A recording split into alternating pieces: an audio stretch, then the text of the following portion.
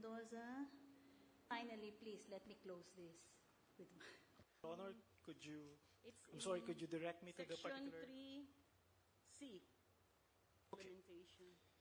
sound replacement rate? I think, Your Honor, in demographic studies, I'm not particularly sure.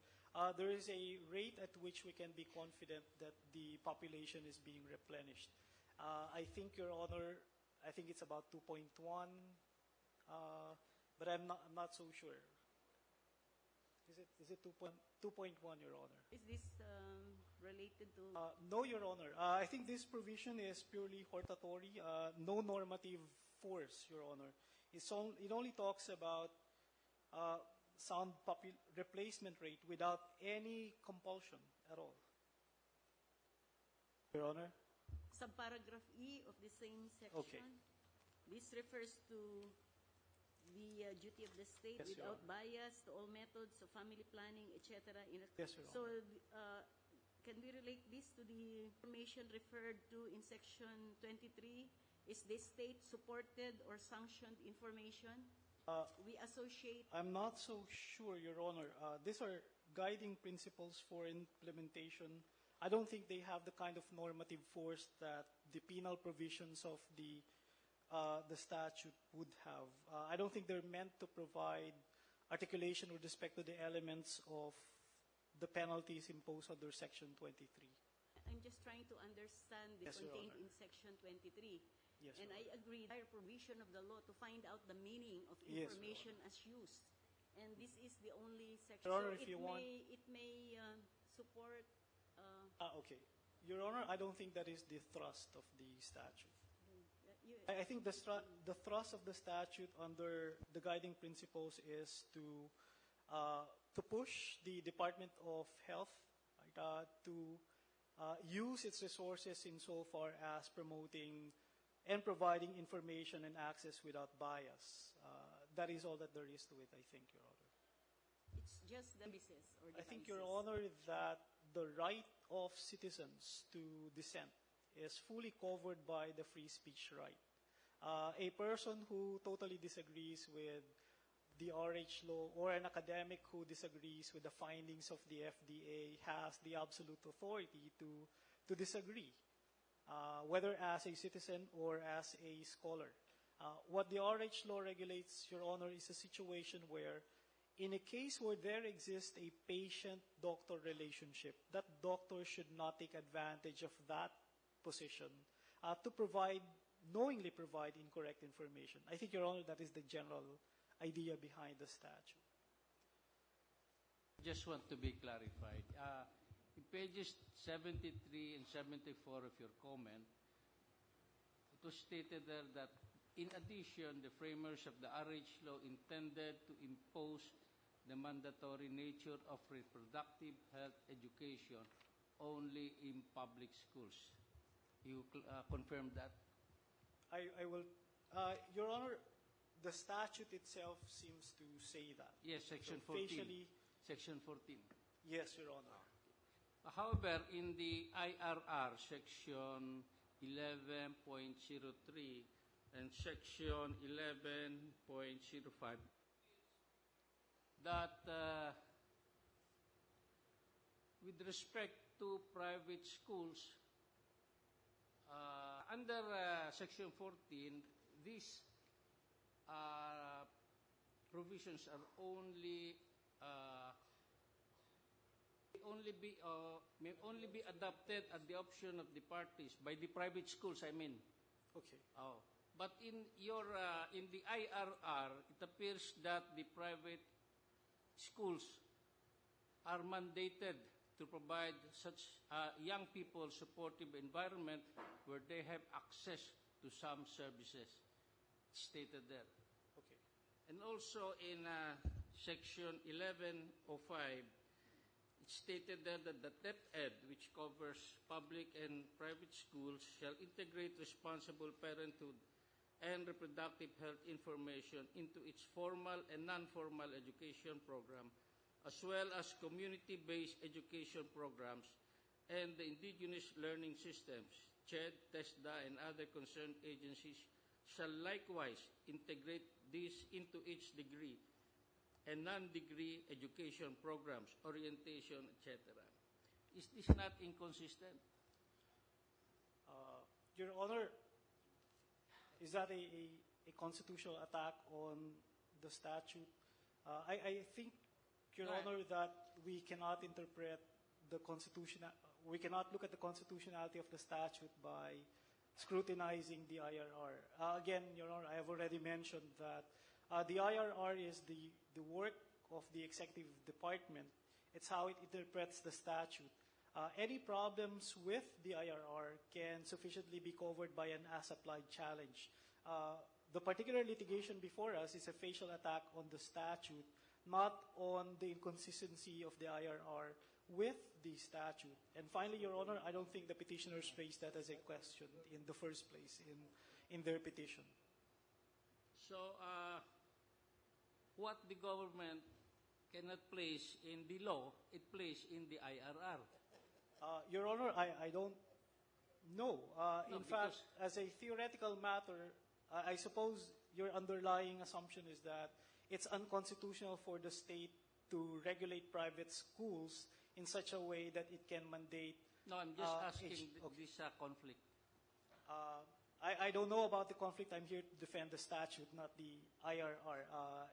In any case, Your Honor, as a theoretical constitutional matter, I don't see any problem with the state regulating private schools to mandate age and appropriate development reproductive education on the ground that private schools are regulated by the state in the first place anyway. But in Section 14, it may just be adopted by private schools. Yes, Your Honor. What I'm saying is that the statute, as written, focuses on the public school system. And it also says that the curriculum developed by the DepEd may be adopted by the private schools.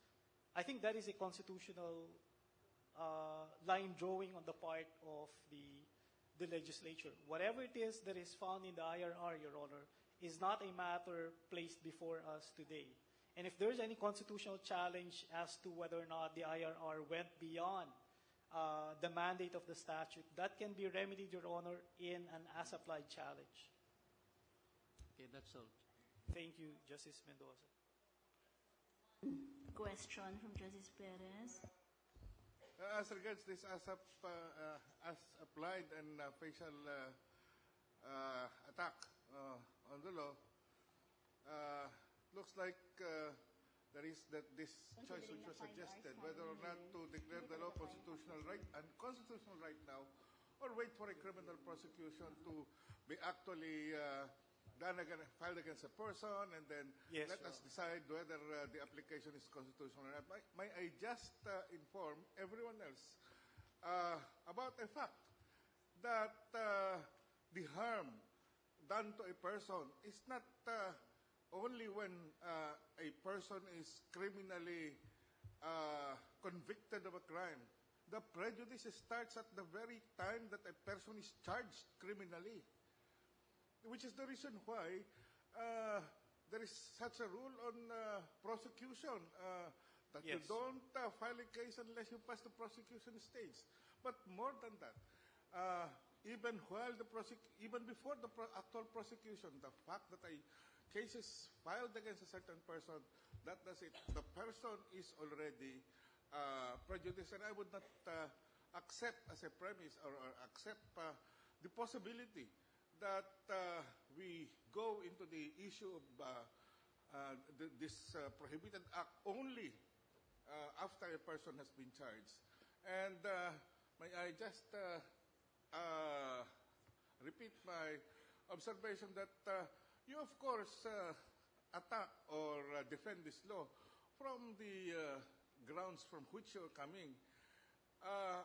Because I saw that you avoided that issue of whether or not this is a population control measure. He said this is not. But I feel that the petitioner would attack this law from that angle.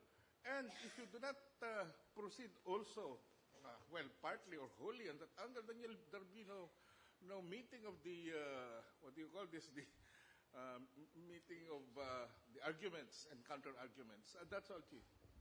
Thank you, Mr. Justice Perez. Okay, I will now close these proceedings by giving instructions to both the Solicitor General, specifically, and then to both parties.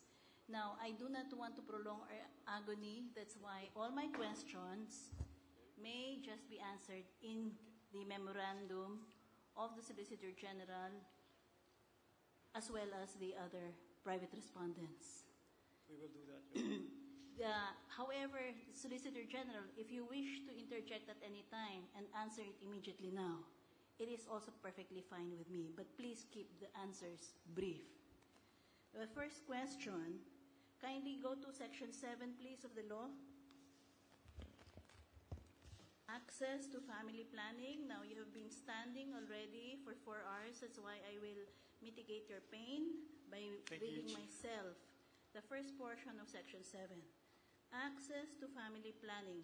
All accredited public health facilities shall provide a full range of methods, which shall also include, etc., including for poor and marginalized couples having infertility issues who desire to have children. Do you see that? Yes, Your Honor. Okay. What is the relation of this phrase in Section 7 to the theory that this is an anti-poor program that seeks to reduce the population of the poor? You may wish to answer now, or you can put it in your memorandum. Memo, Your Honor. Okay. Solicitor General also wants to go home. Now, let's jump to the second paragraph of the same section. No person shall be denied information and access to family planning services, whether natural or artificial, provided that minors will not be allowed access to modern methods of family planning without written consent from their parents or guardians, except when the minor is already a parent or has had a miscarriage. Question: how is this particular paragraph related to the proposition that this encourages sex among minors? Okay? You Chief wish will to answer answer that in the memo. Oh, thank you. Now, let's go to Section 23, Prohibited Acts. The following acts are prohibited. For A, any health care service provider. And remember how Congressman Lagman and I discussed the structural deficiency of Section 23, Paragraph E. Yes, Now, along the same line of questioning, where can we find the definition, as asked by Justice Velasco, of the term healthcare service provider? Is the fact that a public health care service provider defined in Section 4, Paragraph N, sufficient for this court to understand the meaning of a private healthcare service provider? Or should we refer to the implementing rules and regulations which refers to healthcare providers? Now, so there are two sub-questions there. Okay? Now, with respect to the healthcare provider, under the rules and regulations, does it make a difference that they are called there as healthcare provider and not healthcare service provider? Does the fact that there is a missing word indicate that there is a difference, that the tautology being proposed is actually refers to different objects? Okay, and if this is so, will it provide us enough basis to say that this is a criminal statute that has sufficient definitions for purposes of punitive action? Okay, next question. You have already had a lot of propositions about knowingly withholding and incorrect information. You had a question from Justice Abad, on what are the programs and services that information must be provided on. Now, identify for us, please, how the state will be able to locate programs and services, information on which will be provided, or will have the healthcare service provider will have a duty to give information on. Okay. Now, if you have already located that legal source, and the question is, if the terminology of healthcare service provider includes private healthcare service provider, which includes private hospitals and private doctors, is the state duty-bound then to provide them information on programs? Okay, on programs. Because I ask you to refer to the definition of reproductive health program under Section 4. I'm sorry. Paragraph R. Okay? Reproductive health care program refers to the systematic and integrated provision of reproductive health care to all citizens, prioritizing women, the poor, marginalized, and those, I don't understand why it is invulnerable. Perhaps it is invulnerable, not invulnerable, no? There might be a typo error there. It should be two words, in and vulnerable, correct, Congressman Lagman? Not invulnerable, no? In vulnerable or crisis situations. Is there now a duty on the part of the state to provide a way by which private healthcare service providers can have access to information on reproductive healthcare programs as referred to under Section 4, Paragraph N? And what is the implication of the fact that this is a government program on the criminal liability of private healthcare service providers? Then we go again to the same Section 29, Paragraph A. Services, programs, and services. Now, I have found that in different portions of the statute itself, services include the provision of information. So I don't understand the distinction between information and services. It appears that services includes providing of information. Okay? So can you kindly please break down the elements of 23A1? In other words, element A, knowingly withholding information, or same A, restricting dissemination thereof, and or intentionally providing correct information. For every subgroup of a crime, kindly break down the specific elements and the legal basis for the determination of the elements of that crime. We will do that, Your Honor. Kindly also provide for us, if there is extant in any particular statute that is relevant now, the legal definitions of these phrases. Because from my present impression, they seem all jumbled up. It does not fit the classical structure of criminal provisions that are very precise. It seems to be policy statement, not a penal clause. Okay, now for 1 and 2, can you please answer for us why there is no exemption for the conscientious objector contrary to the situation for the person under paragraph 3. In paragraph 3, it is the refusal to extend service and information on account of, okay? Refusal to extend. That's why I'm confused about the distinction between between 1 and 3 of paragraph A.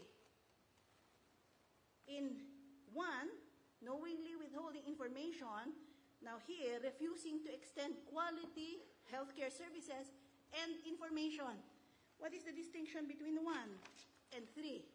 And if in 3, you exempt the religious objector, the conscientious objector, from criminal culpability, why do you not exempt the conscientious objector from criminal culpability in 1 and 2?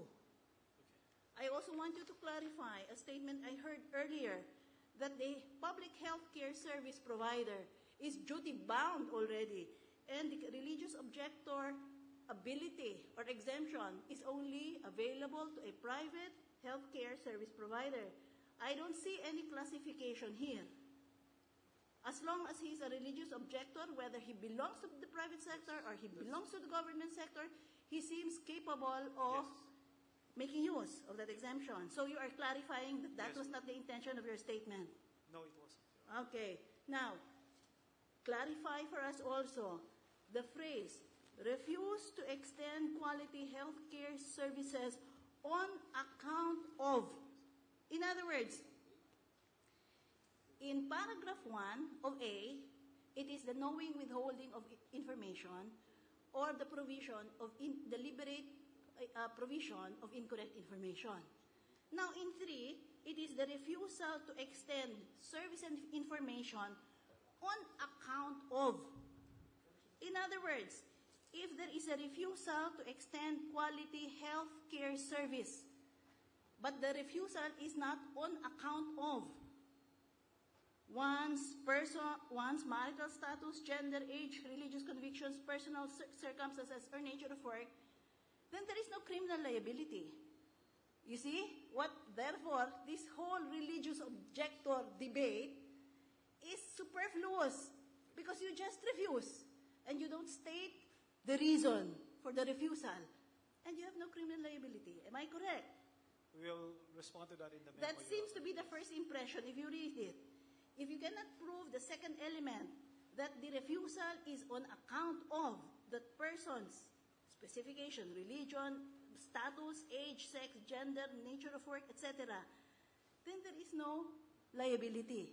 In fact, if I read it, the third paragraph, literally now, there is no requirement that everyone is required to extend quality health care service.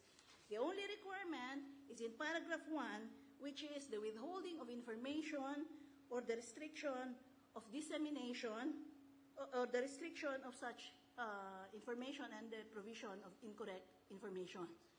That seems to be the only one here that the healthcare service provider is required to provide, and of course, if the refusal to perform procedures because of lack of consent. See, do you understand my Yes, Your Honor. difficulty with the structure of the law itself? Okay, and then my last question, there is again,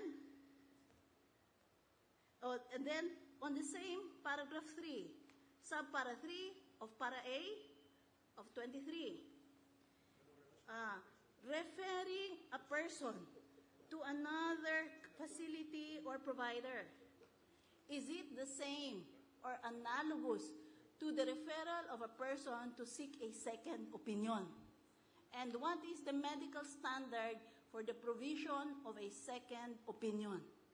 Is a doctor required to refer to another doctor for a second opinion, the patient, because the patient is not comfortable with the opinion given by the doctor? How is it different? Because this time it is the doctor who is not comfortable about giving an opinion. And is this difference legally material? Okay, Your Honor. Okay. Now, you go to C of the same section, section 23. Kindly relate this to the labor code provision, which requires employers to provide family planning. Contraceptives and IUDs. Yes. Kindly relate this. I want to find out how is it now related to that. And may I refer you to section 24 on penalties, Yes, the Your second Honor. paragraph.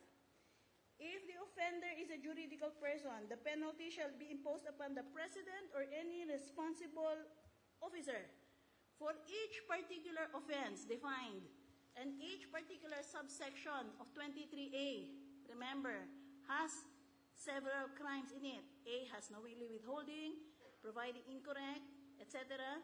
Kindly define how a corporate officer, the president, will be responsible if there is no provision by the hospital which he is heading of such action? Or does it require that it be by corporate action? What is the situation being contemplated in the second paragraph of 24 before there can be accountability for criminal violations? Okay. Is there We will anything do you that, want to respond to right now? Okay. Thank you very much. You may also wish to, I think, just for the memo, just instructions, not questions. Yes. Please do not reply. So, instructions for the memo. Yes. Are these additional points for the questions? Okay, 2 more talking points for your memo. Yes, Your Honor. Section 7 that was cited here provides that written consent from their parents or guardians before minors will be given access to modern methods. Yes. But the Section 4, letter Q, which defines reproductive health care, which will be the subject also of reproductive health education for adolescents and adolescent and youth reproductive health guidance and counseling, says that what should be available are full range of methods, Yes. facilities, services, and supplies. So what you need consent from the parents are the methods. But there's no need for consent for making available facilities, services, and supplies. So I want the sample clarification there, that point. And the other one is, is there a penalty? Does the law provide? I see a lot of penalties will be those who will not provide these services. But Yes. I want, is there a penalty in this law for those who will make these methods available to minors without the parents' consent? You tell me if there is. And the other one, is there a provision also that punishes sale of contraceptives to minors, or teaching of matters to, or teaching these compelling, as I said here, compelling private schools to teach the curriculum prepared for sex education by the Department of Education, when it says only may. Is there a penalty for that? We will do that in our Thank you. memo, Your Honor. Thank you. Now for both parties, you are hereby given 60 days from today within which to file your respective memoranda. Anyway, we have already recordings of the podcast. The podcasts have been publicly available. You can make use of your time even before you await the release of the transcripts. And we hope to finish the transcripts as soon as possible, but this is a very liberal period already considering the length and the number of questions that have been raised. So I thank everyone for their forbearance. This session is now adjourned.